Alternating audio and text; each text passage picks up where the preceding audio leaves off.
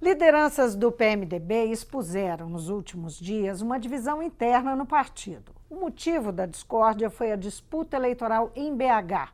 O vice-governador e presidente da legenda no estado, Antônio Andrade, deu apoio público ao candidato tucano João Leite e não teria ouvido os integrantes da executiva municipal. A atitude desagradou a bancada estadual.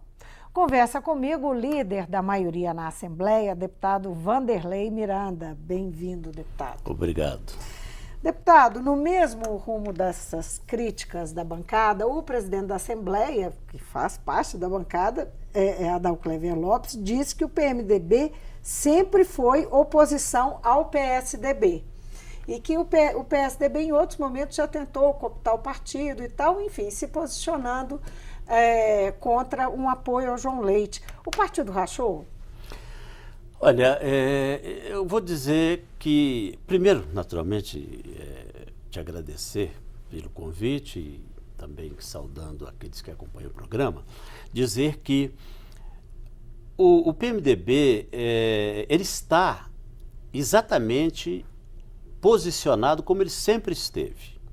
Eu não vou dizer para você que ele rachou. O PMDB tem personalidade.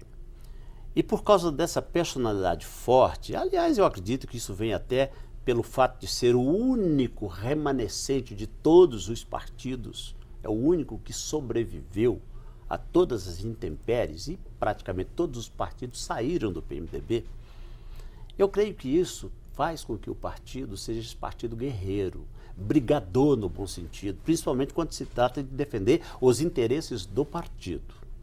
Essa situação que ocorreu, eu até acompanhando os fatos, dei várias entrevistas a respeito e sempre procurei deixar muito claro que a insatisfação da executiva municipal, que é provisória, e a insatisfação dos deputados, e entre eles você citou aí o presidente Adalcléver, que é membro também da bancada do PMDB nessa casa, naturalmente no exercício da presidência. Essa insatisfação, ela se deu, e se deu de uma forma muito forte, não porque foi um anúncio de aliança com o PSDB, ou um anúncio de apoio ao candidato João Leite. Não, absolutamente, não temos nada contra o PSDB, nada contra o candidato João Leite.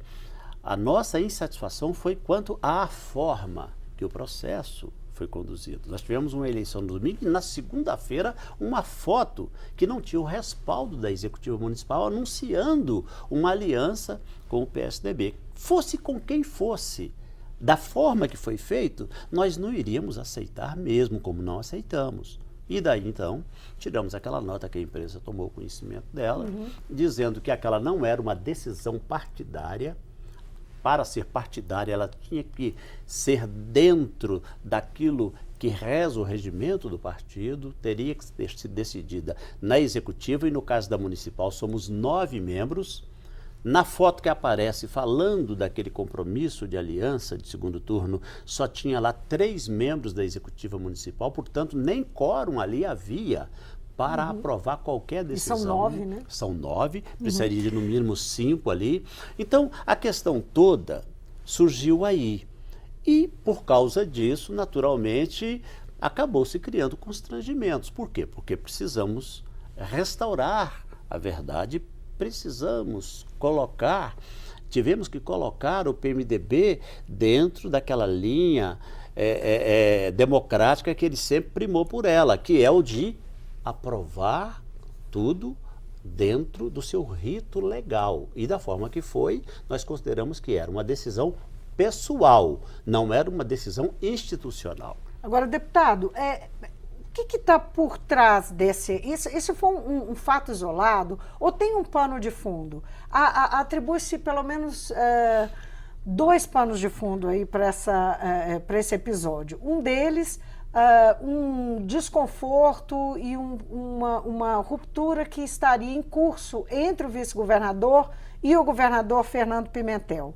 O outro seria uma disputa que já vem acontecendo há mais tempo, não é de hoje, mas que se acirrou entre grupos dentro do PMDB e que deve culminar com a troca de comando do partido. Hoje, Antônio Andrade é o presidente do partido. No passado, já disputou com Adalclever Lopes a presidência do partido. Esses, então, seriam panos de fundo desse acontecimento. O que há de fato nisso? Não, veja bem, você coloca de uma maneira que dá para a gente fazer uma viagem breve no tempo. Você citou, por exemplo, a disputa que houve entre o hoje vice-governador Antônio Andrade e o Adalclever pelo comando da legenda no Estado. Isso não foi agora. Não, já Isso tem muitos anos. Já faz anos. algum tempo. 4 anos? Não 4, mas eu imagino que perto disso. Em abril é que tem... O próximo ano nós temos eleição novamente. Então, veja, esses fatos estão desvinculados. Ou seja, a questão que aconteceu lá atrás, ela já aconteceu num determinado momento, independente daquilo que está acontecendo agora. Mas não representa grupos diferentes? Não, sim, é fato que existem os grupos, isso é muito claro. Sempre houve isso. No PMDB nós temos esses grupos. Aliás, os partidos têm esses grupos. Eu acredito até que o PMDB é o partido menos faccionado de todos eles, porque se a gente pegar outros, eu não vou aqui citar partidos, mas se a gente pegar, tem partidos que tem dentro do partido 10 partidos. Mas esses grupos não estariam reeditando uma disputa? Essa disputa vai continuar permanentemente. Essa disputa sempre haverá. Nós vamos ter eleição o ano que vem. Você pensa que não vai ter disputa? Vai ter disputa, sim. Por quê? Porque esse é o processo. É dessa forma que se conduz. Você colocou a questão do vice-governador com o governador. Essa questão, eu prefiro que o vice-governador responda. Por quê? Porque nós não estamos entrando no mérito do relacionamento do governador com o vice-governador e vice-versa. Nós estamos entrando no mérito daquilo que interessa ao PMDB. E naquilo que interessa ao PMDB, aqui na casa, a mostra é clara. A nossa posição não mudou em absolutamente nada em relação àquilo que nós estamos fazendo desde o princípio, quando apoiamos esse governo que aí está e continuamos aqui na Assembleia sendo base desse governo. O PMDB está firme na base do governo? O PMDB continua firme na base do governo. Aliás, isso foi reafirmado naquele almoço recente com o governador, do qual eu não pude estar presente, porque estava em viagem para atender a necessidades da minha família e, portanto, não pude participar fisicamente, mas participei interagindo através da internet, e fui informado de tudo, enfim. Eu só não estava presente fisicamente, mas aquele almoço também foi uma prova de que, de fato, na Assembleia, o PMDB continuou o mesmo e na mesma posição. Ele não mudou de posição.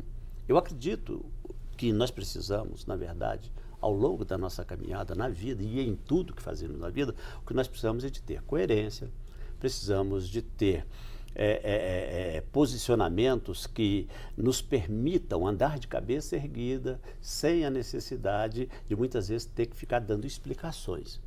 E, na verdade, o que nós temos hoje, a realidade dos fatos hoje é essa.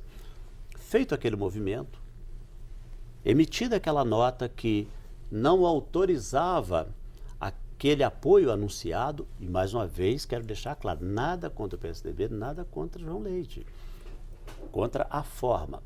Houve uma outra reunião onde, naturalmente, o vice-governador reconheceu que, de fato, foi uma coisa assodada, deveria ter consultado. Da parte do nosso candidato, e aliás, muito bem colocado nessa eleição em terceiro lugar, o Rodrigo, também da parte dele houve um reconhecimento de que faltou essa conversa com a executiva. O senhor compôs chapa com ele, foi vice da chapa dele. O senhor acompanha essa decisão? É exatamente essa a causa, vamos chamar assim, da nossa revolta. De tudo isso que vocês viram de semana passada para cá. Foi essa a razão da nota. O fato de não termos sido comunicados. Eu, como candidato a vice na chapa, não fui chamado a dar uma opinião sobre aquela possibilidade de apoio. Como pessoa, qualquer um do partido... Nem o senhor, nem nenhum outro deputado. Somos 9 na executiva municipal. 6 não tomaram conhecimento e a eles não foi dado conhecimento da decisão, a não ser aquilo que se conheceu pela imprensa. Foi isso que provocou toda essa situação que poderia ter sido evitada se o rito tivesse sido seguido, se tivesse caminhado dentro daquilo que é a legalidade. O vice-governador, então, recuou e ficou acertado que os seus, né, o partido... Os membros estão liberados para apoiar quem eles quiserem. Liberou, exatamente. Há uma tendência... Foi dito, inclusive, desculpe te interromper, não. foi dito, inclusive, num determinado momento, que esse grupo e esses deputados e membros do partido que se levantaram contra essa decisão, malfadada decisão, vamos dizer assim, em função da forma, estavam fazendo isso porque queriam apoiar o candidato Calil. Não, em nenhum momento, à exceção de um deputado do partido que já deixou conhecida a posição dele desde o início, antes, que foi o Irã Barbosa, em relação ao apoio ao Calil, nenhum outro deputado, eu não ouvi da boca de nenhum deles e nem de quem estava na campanha, que havia a intenção de apoiar o candidato Calil. Então, essa história de que esse movimento todo que nós fizemos era porque esse grupo queria apoiar Calil, isso não procede da verdade. E eu disse isso, inclusive, também numa entrevista que dei, e que foi também publicada, até fazendo o contraponto ao que havia sido dito. Agora, tem muita gente assim, se manifestando, é a história do voto útil, né? Então, se eu não voto no fulano, nenhum dos dois seria o candidato ideal, mas então eu vou votar no cicrano para me opor ao fulano. Existe isso? Quer dizer, no caso, o candidato Calil pode eventualmente receber apoio porque o PMDB esteve na oposição, assim como o presidente Adalclever Lopes falou. O PMDB teve uma posição de oposição esses anos todos ao PSDB e daí dá um apoio ao Calil por conta desse posicionamento? Isso é possível? Vívia, há uma tendência nesse sentido ou não? Ou Vívia, isso não surgiu dentro do partido de forma clara? Eu vou usar aqui 2 provérbios assim, muito populares. Um deles diz que 2 bicudos não se beijam. Tá? O outro diz que quando um não quer, 2 não brigam. O candidato Calil, e aqui faço uma defesa à nossa candidatura de primeiro turno, que foi muito bem, saiu de 0 para 3º lugar. O candidato Calil disse lá no início da campanha que ele não ia discutir com quem nem pontuava nas pesquisas. Uma agressão direta ao nosso candidato majoritário, Rodrigo Pacheco. Então, faço essa defesa. Se ele disse isso, ele já declarou ali que ele não queria conversa com o PMDB. Outro aspecto que é preciso considerar. Recentemente, eu estava ouvindo a entrevista no dia da eleição e ele disse com todas as letras que ele não queria apoio de partido algum. Ou seja, quando eu usei aqui esses 2 provérbios bem populares, 2 bicudos não se beijam, quando um não quer, 2 não brigam, é exatamente para ilustrar esse posicionamento do candidato Calil.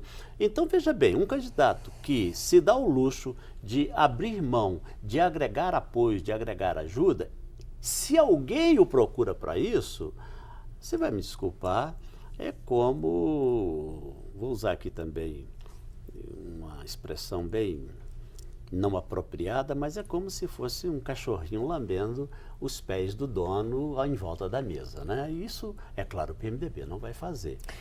Deputado, vamos mudar...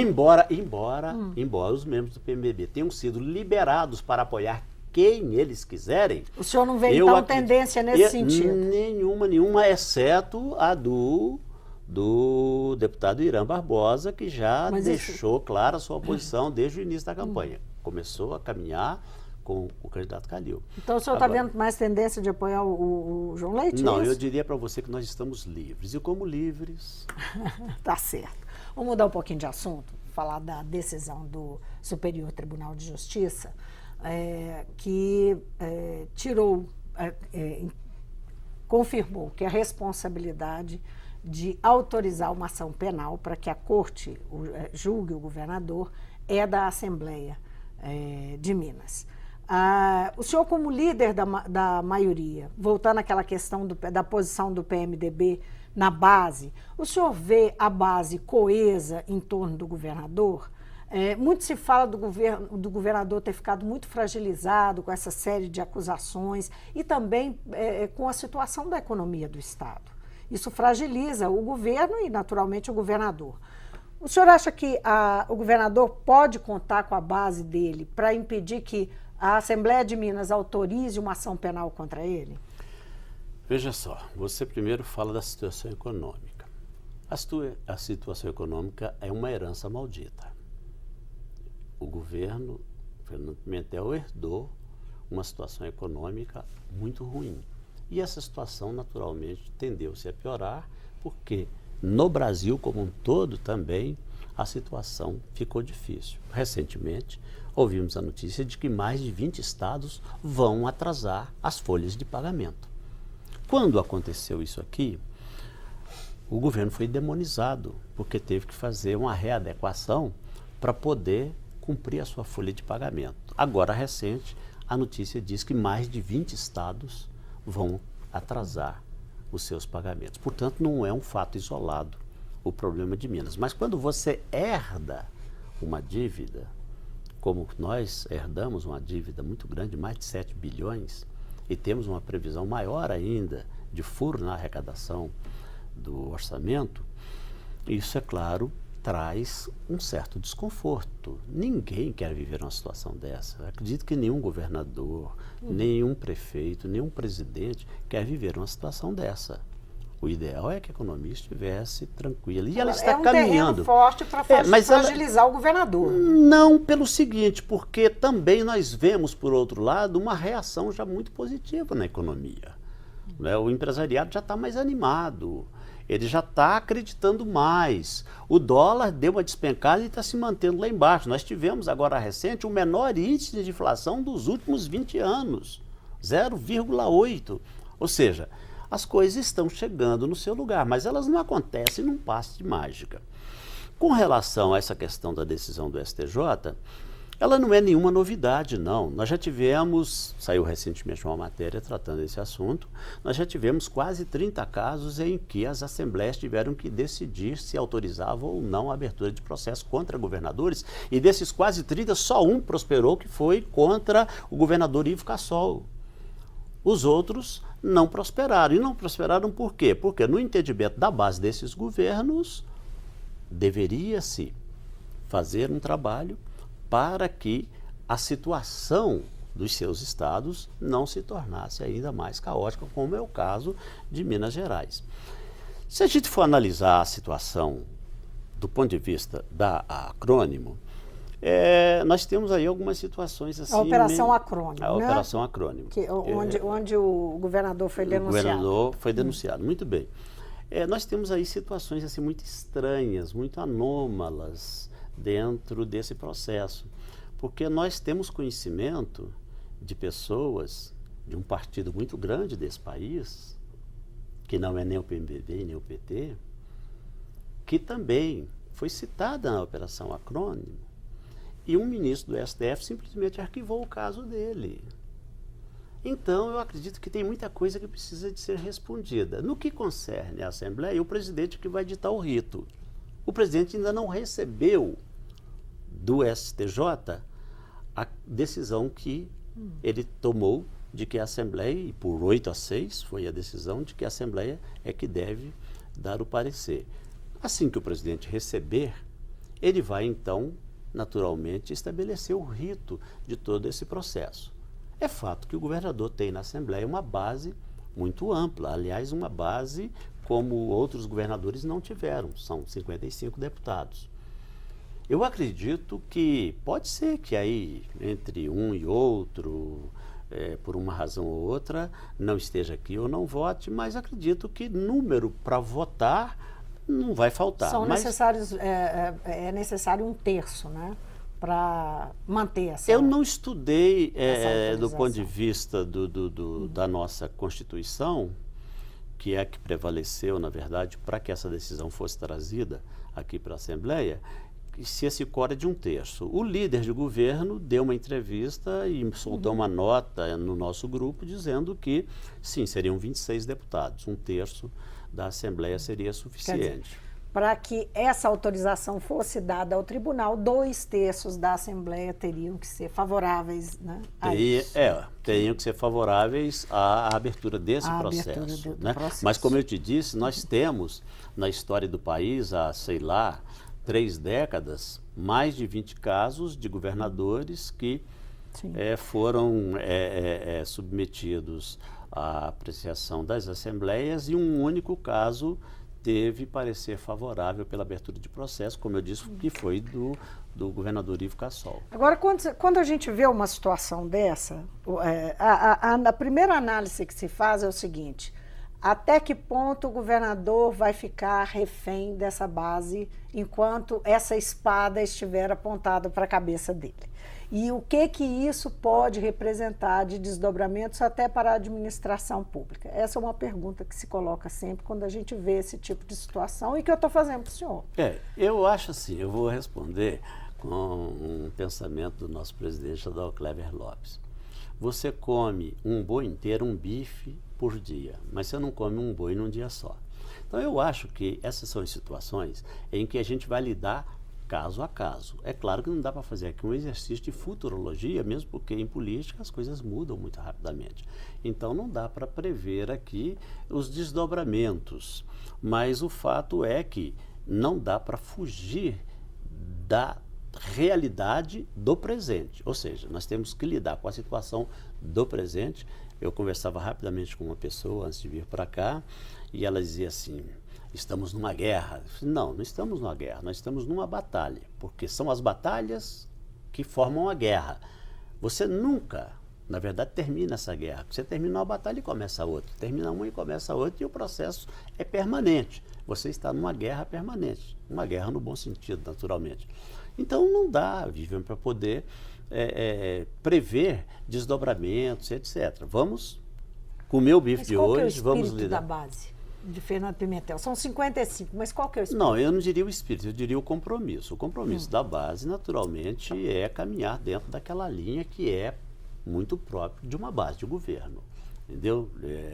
Não dá para fugir disso. Eu imagino que se nós assumirmos a responsabilidade e o compromisso de sermos base desse governo, assim como no governo passado havia aqui uma base que defendia ferrenhamente os interesses do governo passado, embora também o governo passado tivesse muitos defeitos, porque não existe governo perfeito. Um governo é composto de pessoas, de homens, e as pessoas são falhas, isso não existe. Mas, da mesma forma como foi no passado, continua sendo agora e continuará sendo com quem estiver aqui compondo essa casa na próxima legislatura, com quem estiver no governo, nos próximos governos.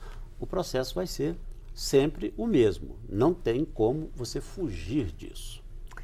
Deputado, obrigada de novo por vir ao Mundo Político. Obrigado a você, obrigado também aos que nos acompanharam.